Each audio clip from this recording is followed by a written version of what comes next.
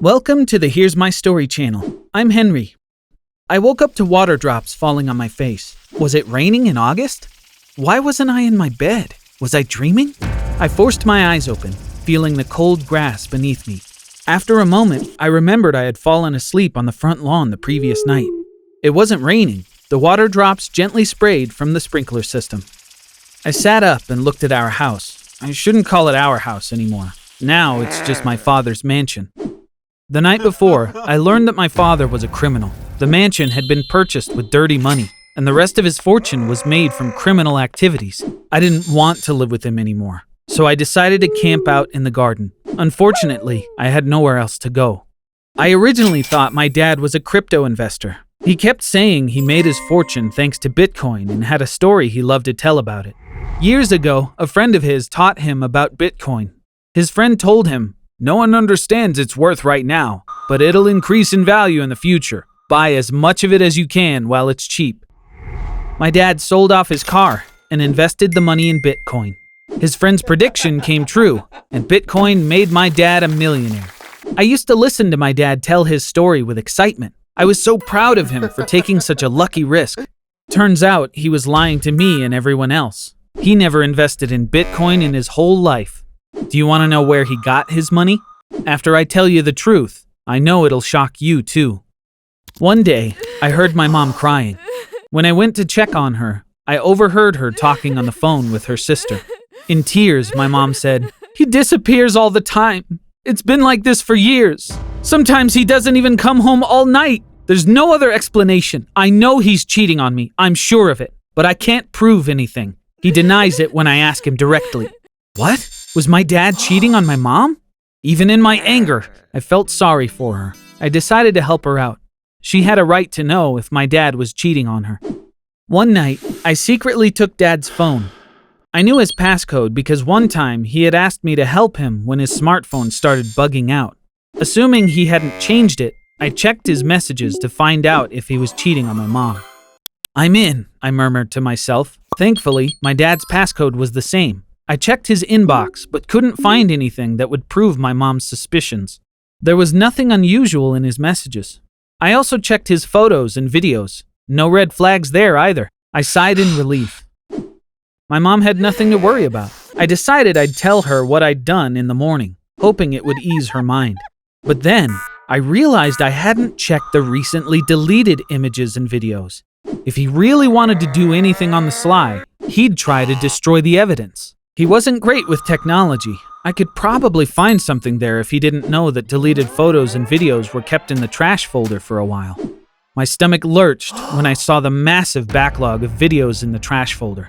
I anxiously tapped the first one and started watching. In the video, there was a young woman tied to a chair. Right next to her were two other people wearing ski masks. When one of them started talking, I was shocked to my core. "We're making this video as proof that we kidnapped your daughter. If you go to the police, you'll never see her again. You need to pay us $7 million if you want to see her alive again. We'll let you know where to drop the money." I recognized that voice. It was my dad's. He and his men had kidnapped someone, demanding a $7 million ransom for her. As the video went on, the woman began talking. "These are dangerous men," she said in tears. "Please do as they say. Don't go to the police. I'm begging you. Please get me out of here." I looked at all the other deleted videos. It was the same thing, over and over again. The only things that changed were the person tied to the chair and the amount of money demanded. The ransom amount was determined based on the fortune of the person they'd kidnapped. That's how I found out about my dad's real profession. I couldn't wait until the morning. I barged into my parents' bedroom and woke them up. I told them about the things I saw in the videos. My mom couldn't believe it. "Is this true? Are you a criminal? How did you manage to keep this from me?" she asked, horrified. My dad looked unfazed. "So what? Of course I lied to you. I obviously couldn't tell anyone that I kidnap people for money. Everyone has a job. This is mine. Thanks to this job, you live in this fabulous mansion. You have a life of luxury. You're both ingrates. You should be thanking me instead." "Dad, if it's ransom money from innocent people you made your fortune with, I don't want this fabulous mansion or this luxurious life," I screamed. My mom backed me up. "Henry's right. We don't need all this money. I would rather live an honest life than have all this, she said. Dad was upset. Your medicine costs $50,000 a month. I'm not crazy about paying for it every single month. If I hear another word about this, I'll cut you off and kick both of you out of my house, he yelled. My mom has a rare muscle disease. She needs to take expensive drugs every month to control her condition. If she fails to take them, she'll become bedridden. We stopped trying to talk sense into my dad after he threatened to cut off my mom's medicine. After discovering the truth, I didn't want to live in my father's house. Unfortunately, I didn't have anywhere else to go, and I didn't want to leave my mother alone. So I decided to live outside the mansion, in the garden. My mom was despondent when she heard about my decision. I didn't want anything that was bought with that criminal's money. She offered me blankets and other outdoor gear, but I refused. But I still had one big problem. How was I going to feed myself? The mansion's garden was gigantic. It was so big that there were still spots in the garden that I'd never been to. Maybe I'll find a fruit tree and eat fruit for breakfast, I thought, as I explored the garden. I searched for a long time and found nothing to eat. I sat down on a hill to think about what to do next. I had to find a way to feed myself. Suddenly, I felt something touch my feet. I screamed in horror. "Shh! Stop screaming! They'll hear you! Please help me!" a voice said fearfully. I pulled out the patch of grass from underneath me. A window with bars became visible. Apparently, my father and his men had built a hidden underground prison in this part of the property. Here, they'd been keeping the people they kidnapped. "I'll help you. I'll get you out," I said, kneeling. I locked eyes with the person inside the prison cell. It was my favorite YouTuber, Mr. Beast. My father had kidnapped the world's biggest YouTuber for money. Mr. Beast? I stuttered. "Yeah, it's me. I don't want you to save me. I just want you to get me a phone, please," he said. "Don't you want me to call the police? I can call them if you want. My father kidnapped you. I want to inform them personally. He sure deserves to go to jail for this," I responded. Mr. Beast said, "No, I'm not going to call the police. I'll use the phone's camera. It's going to be a hell of a video. Imagine the title. I paid $5 million as ransom to my kidnappers to save myself. It's going to be my most costly video ever, but worth it. It's going to have at least 200 million views." Mr. Beast sounded so enthusiastic that I couldn't say no. I went home to get my phone and brought it back to him. Mr. Beast did as he said. When he couldn't shoot video, he did voice recordings. He hasn't published the video on his channel yet, but I know he recorded everything because he let me watch it. In the video, my father and his men were wearing ski masks, but thanks to me, Mr. Beast knew who they were. Mr. Beast called his crew with the phone I gave him. He asked them to prepare $5 million and bring it to a designated spot.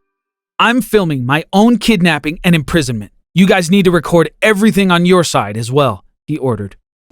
My father gave Mr. Beast's crew the address of an abandoned factory. He demanded they bring the ransom there. 2 people from Mr. Beast's crew brought the money in bags and delivered them to my father. In return, he set Mr. Beast free. Meanwhile, Mr. Beast's crew recorded the entire exchange on camera. You'll get to watch it when the video drops. Apart from the first video, Mr. Beast did one other video that will be published after it's posted on YouTube. The video's titled, "I gave $10 million to the person who identified my kidnappers."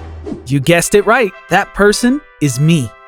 Mr. Beast told the police my father's real identity. The same day, the police organized a raid on the mansion where they caught him and his men. He looked into my eyes when the police were taking him away. "I'm going to jail because of you. You're not my son. I'm disowning you," he screamed, giving me a hateful stare. He got even more irate when he saw me acting cold toward him. "Yes, I'm a criminal, but you're the son of a criminal, and that will follow you all your life," he said. In the meantime, when the police officers searched the underground prison, they found another victim. My father had kidnapped someone else after Mr. Beast. Thankfully, that was his last victim. I can rest easy knowing that he's behind bars. Currently, my father's trial is pending, but he'll likely spend most of his life in prison. The police confiscated all his property. They sold everything, including the mansion, and gave the proceeds to everyone who paid him ransom. My mom and I moved into a lovely apartment. Thanks to Mr. Beast's award, we can afford my mom's medicine every month. Even though my mother felt terrible for my father, she said, "This had to happen. Your father can't kidnap innocent people anymore. He's gotten what he deserves." I still think about my father on occasion. His last words to me can't hurt me. I'm not the son of a criminal anymore. I'm the son of an incarcerated man serving a well-deserved sentence.